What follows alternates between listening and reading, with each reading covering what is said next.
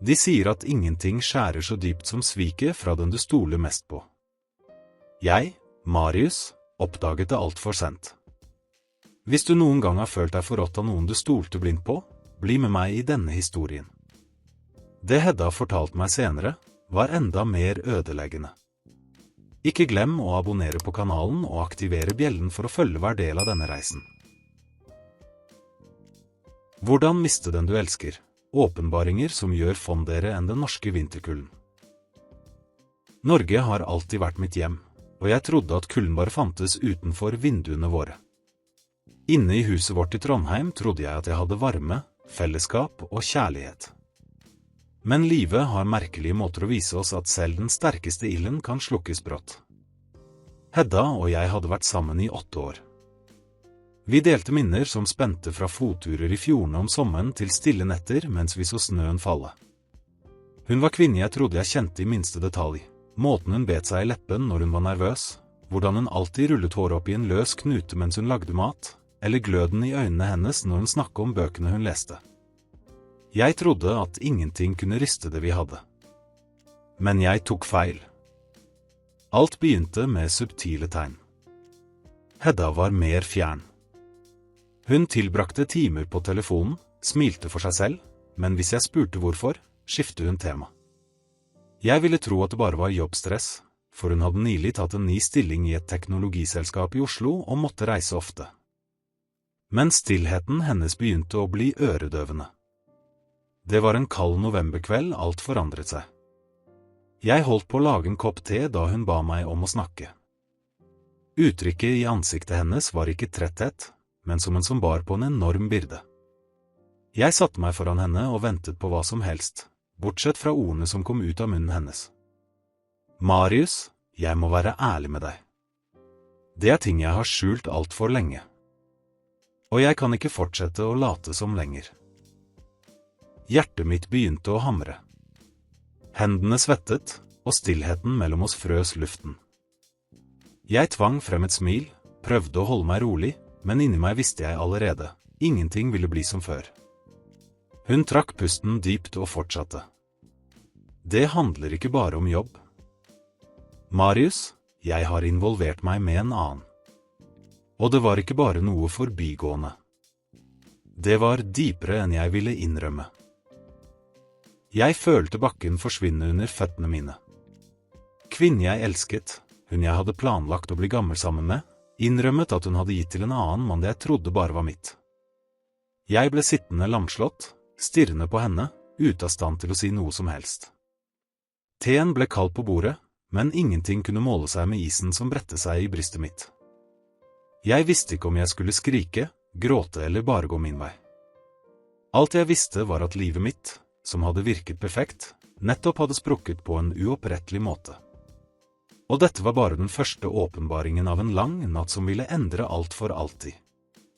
Den kvelden var jeg ikke lenger den samme mannen etter de åpenbaringene som ventet. Sittende foran Hedda, med et knust hjerte, prøvde jeg å samle bitene av hennes tilståelse. Men det hun sa videre, fikk kulden fra den norske vinteren til å virke som et lett pust sammenlignet med det jeg følte inni meg. Marius, det var ikke bare en gang. Det var ikke bare en glipp, sa hun, med tårer i øynene. Dette parallelle forholdet har vart i nesten 1 år. 1 år? 12 måneder med løgner gjemt bak godnattkys, middager med familien, latter på sommerferier. 1 år der jeg delte livet mitt med noen som ikke lenger var helt min. Stuen begynte å spinne. Jeg så på bildene på veggene, våre bilder fra Lofoten, Bergen, Oslo, alle virket plutselig falske. Jeg prøvde å holde stemmen stødig, men den skalv da jeg spurte. Hvem er han? Hedda senket blikket, trakk pusten og sa navnet. Det var Erik, en kollega jeg kjente av utseende. En mann vi til og med hadde gått ut med noen ganger på middager med teamet. Jeg husker hvordan han smilte, pratet med meg, som om han var min venn. Sjokket fra denne åpenbaringen var nesten uutholdelig. Var dere sammen mens jeg satt hjemme og ventet på deg, Hedda? Spurte jeg, mens tårene brant i øynene. Hun svarte ikke med en gang. Hun lot stillheten rope for seg. Og den stillheten var den mest smertefulle bekreftelsen jeg kunne få. Hedda forsøkte å rettferdiggjøre seg, sa at hun i begynnelsen ikke hadde til hensikt å involvere seg, at det var noe som vokste da hun følte seg emosjonelt alene i ekteskapet vårt. Men hvert ord hennes føltes som en kniv stukket i brystet mitt. Jeg spurte meg selv, var all kjærligheten jeg ga ikke nok? Eller ville hun rett og slett ikke være med meg lenger? De neste timene ble fylt med enda mer grusomme åpenbaringer. Hun fortalte at under reisene sine til Oslo, bodde hun ofte ikke på selskapets hotell, men i Eriks hus. At de planla egne turer, små flukter jeg aldri kunne ha forestilt meg. Mens jeg trodde hun var utslitt av jobben, levde hun i virkeligheten et parallelt liv. Tankene mine ble fylt med bilder jeg ikke ville se. Hun og han gående hånd i hånd gjennom Oslos gater. Leende på restauranter. Kanskje til og med drømmende om en fremtid sammen. Smerten var så sterk at jeg nesten ikke kunne puste. Jeg spurte, med en nesten uhørbar stemme. Elsker du meg fortsatt, Hedda? Hun nølte. Og den nølingen betydde mer enn noe direkte svar. Klokken var nesten 2 om morgenen da hun endelig sa. Marius, jeg elsker deg. Men ikke på samme måte som før. Det var som å høre en dødsdom. Jeg reiste meg, gikk bort til vinduet og så på snøen falle utenfor. Vinteren dekket gatene i stillhet, men inni meg var støyen øredøvende. For hvert snøfnugg som falt, virket det som om et stykke av vår historie også forsvant. Og likevel visste jeg, det verste var ennå ikke kommet. Hun fortsatte. Marius, fortell meg hele sannheten. Jeg fortjener å vite. Jeg prøvde å kontrollere skjelvingen i stemmen min. Hedda trakk pusten dypt, tørket tårene sine, og som om hun bar på en umulig byrde, tilsto. Marius, jeg vurderte å forlate deg. Jeg og Erik, vi har snakket om det. Ordene runget som torden inni meg. Hver stavelse var et slag som tok pusten fra meg. Mens jeg hver dag forsøkte å holde hjemmet vårt intakt, planla hun et nytt liv, og det var ikke med meg. Du planla å separere oss? Spurte jeg, nesten uten å tro det. Hun nikket, uten å kunne møte blikket mitt. Vi snakket om hvordan det ville bli. Når du reiste til Bergen, ville jeg bruke den tiden til å flytte ut og leve med ham. Men jeg hadde ikke mot til det. En del av meg var fortsatt knyttet til deg. Å høre dette var som å se alt vi bygde, smuldre opp. Våre minner, løfter og drømmer ble byttet mot hemmeligheter skjult i meldinger og møter jeg aldri visste eksisterte. Kroppen min skalv, men det verste var ennå ikke kommet. Hedda fortsatte. Marius, jeg må være ærlig, jeg trodde jeg var gravid. I det øyeblikket føltes bakken som om den forsvant under føttene mine. Hjertet hamret, tankene raste. Gravid med hvem, Hedda? Hun senket hodet og gråt. Jeg visste det ikke, Marius. Og i noen dager fryktet jeg at det var hans. Jeg tok en test i hemmelighet og fortalte det ikke til noen. Da den var negativ, føltes det som om jeg fikk en ny sjanse. Men det faktum at denne tvilen eksisterte, viser hvor langt jeg lot ting gå. Brystet mitt brant som om jeg hadde blitt stukket med kniv. Det var ikke bare svik på det fysiske eller emosjonelle plan. Det var muligheten for at livet mitt kunne ha blitt forandret for alltid uten at jeg en gang visste sannheten. Etter hvert begynte sinne og sorg å blande seg. Jeg ønsket ikke å eksplodere, men inni meg vokste en storm. Du satte meg i et liv jeg aldri valgte. Du lekte med kjærligheten min, med fremtiden min. Og likevel tør du se meg i øynene og si at du elsker meg? Hedda hulket, men forsøkte ikke å forsvare seg. Hun visste at hennes avsløringer var så mye som brøt opp under føttene våre. Det var ikke lenger fast grunn å stå på. Jeg så på bildene på veggen, våre reiser til Tromsø, smilende frosset i bilder, og innså, alt dette var nå bare minner om noe som ikke eksisterte lenger. I det øyeblikket følte jeg at jeg ikke bare mistet Hedda. Jeg mistet versjonen av meg selv som trodde på ubetinget kjærlighet. Og den norske vinterkulden utenfor virker som et perfekt speilbilde av tomheten som vokste inni meg. Etter den samtalen var huset aldri det samme. Stillheten ble vår konstante følgesvenn, tung som snøen som dekket gatene utenfor. Jeg gikk gjennom rommene, og hvert hjørne bar på minner, men nå var alt forurenset av skyggene av svik. Jeg sto mellom tap og slutt. Hedda forsøkte å nærme seg. Lagde frokost, spurte om dagen min, men jeg kunne ikke svare som før. Hennes stemme hørtes fjern ut, som om den kom fra et sted jeg ikke lenger var en del av. Jeg spurte meg selv, natt etter natt, om det var mulig å tilgi.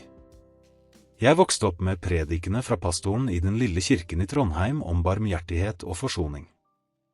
Men samtidig lærte jeg av faren min at tillit, når den brytes, sjelden kommer helt tilbake. En ettermiddag, mens jeg gikk gjennom Oslos kalde gater, så jeg par som holdt hender, lo og levde det jeg trodde skulle være vår fremtid. Da innså jeg visste ikke lenger hvem jeg var uten henne, og jeg visste heller ikke om jeg fortsatt kunne være noen ved hennes side.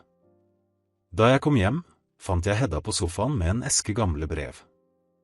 Det var brev jeg hadde skrevet til henne de første årene våre sammen.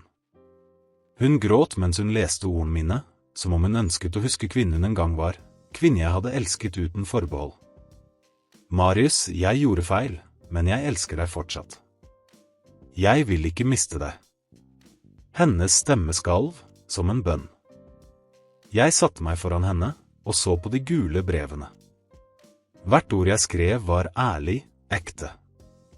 Men nå virket det som om de hadde blitt revet opp av sannheten hun selv hadde brakt frem.